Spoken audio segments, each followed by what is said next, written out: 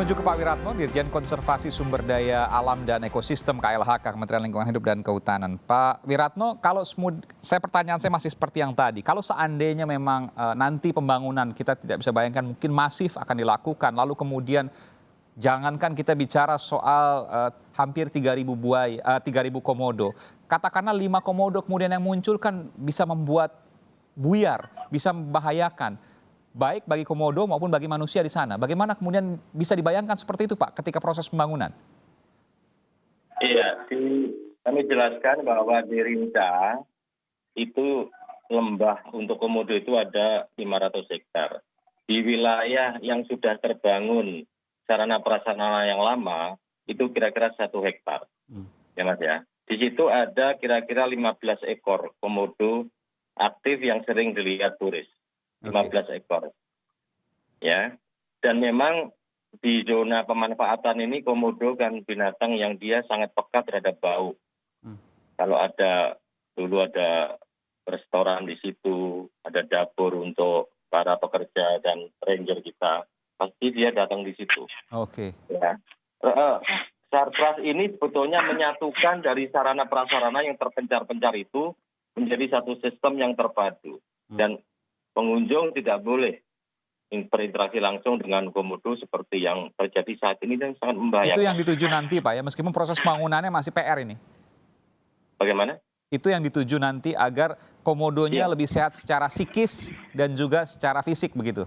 Betul, dan oleh karena itu harus sangat hati-hati di dalam proses pembangunan, ya, karena itu akan terjadi yang viral seperti itu. Saya bertanggung jawab terhadap keselamatan 1 ekor komodo pun di Rinca. Makanya saya akan berkunjung dengan PUPR, dengan wakil dari Dirjen Cipta Karya untuk memastikan bahwa protokol keselamatan pekerja dan komodo sama-sama pentingnya. Jadi ini yang masih pertanyaan kemarin, Pak, kenapa kemudian bisa komodo keluar padahal sudah ada naturalis, katakanlah pawang yang kemudian menjaga, seharusnya nggak keluar itu, Pak? Iya, dan oleh karena itu kita koreksi agar tidak terjadi seperti itu lagi.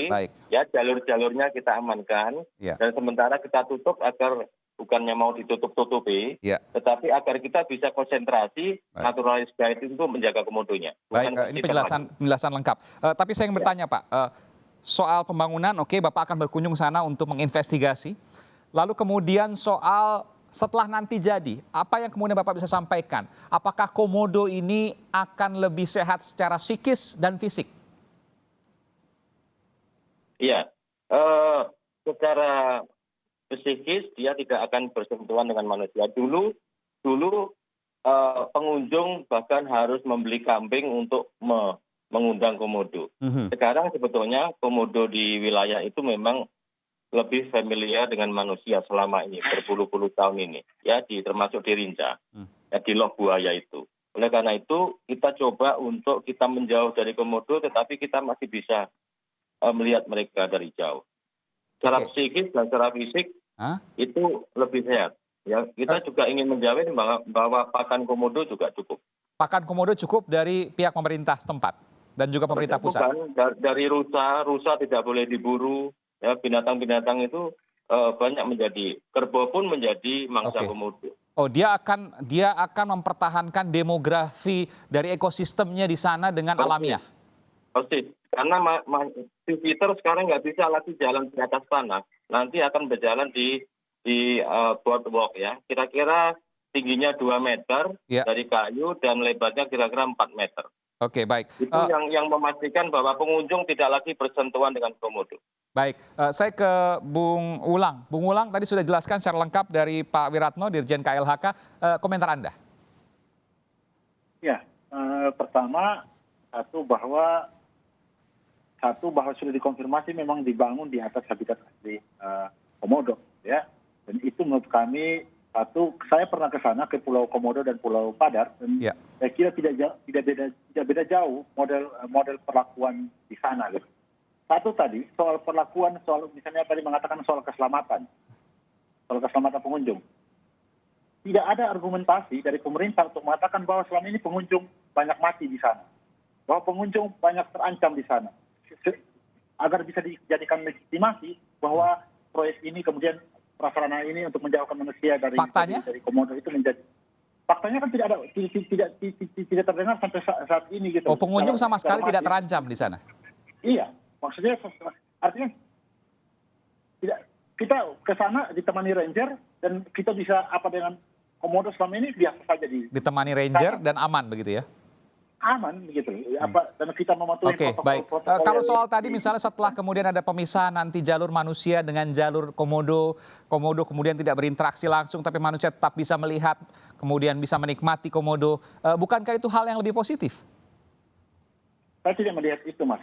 Saya tidak melihat gambaran kecil itu, tapi saya harus melihat gambaran besarnya.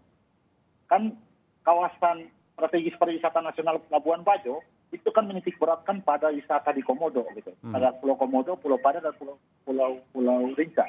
Dan dalam skema yang kita baca di literatur pemerintah, itu kan Pulau Rinca akan menjadi kawasan wisata massal. Pulau Padar dan Pulau Komodo menjadi wisata premium. Artinya dalam gambaran besar itu bahwa tentu saja kita menangkap ada kecenderungan bahwa ini lebih banyak urusan bisnis dibanding urusan. Oke, baik, itu latar belakang. Saya ingin bicara langsung karena waktu singkat saja. Apa yang paling Anda khawatirkan dengan pembangunan ini nantinya setelah jadi? Pengulang.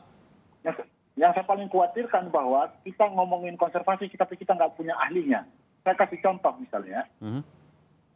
Dalam konteks Jurassic Park, ya, ketika kampanye Jurassic Park, bahkan tidak ada keterangan ilmiah dari pemerintah lewat ahli, misalnya ahli paleontologi. Apa hubungan dinosaurus dengan komodo misalnya?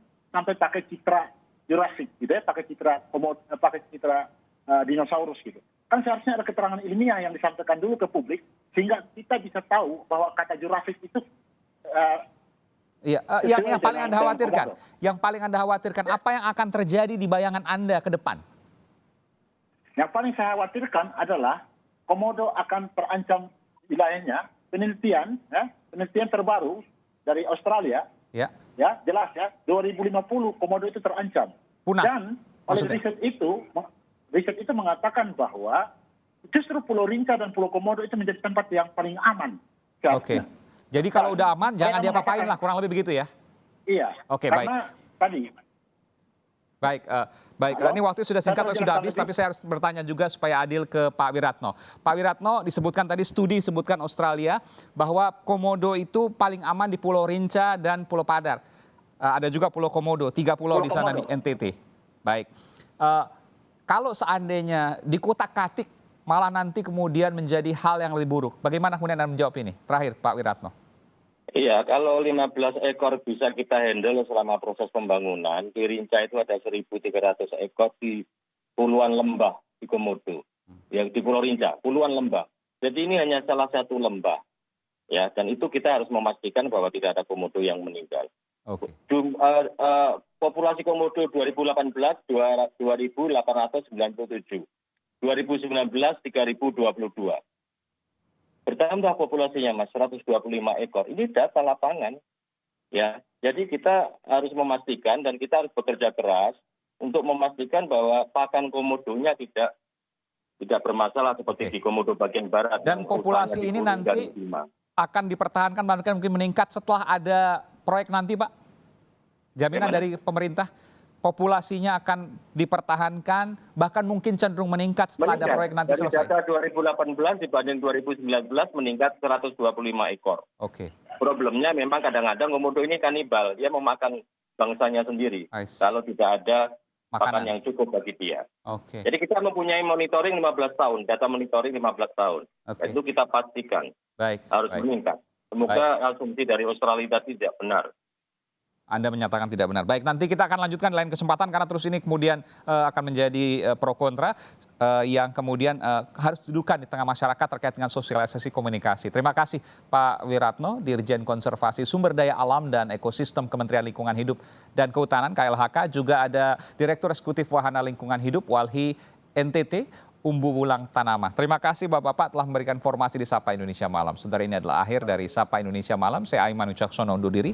Terima kasih, sampai jumpa dan salam sehat selalu. Taat protokol kesehatan dimanapun Anda berada, terlebih ketika Anda melakukan liburan panjang. Salam.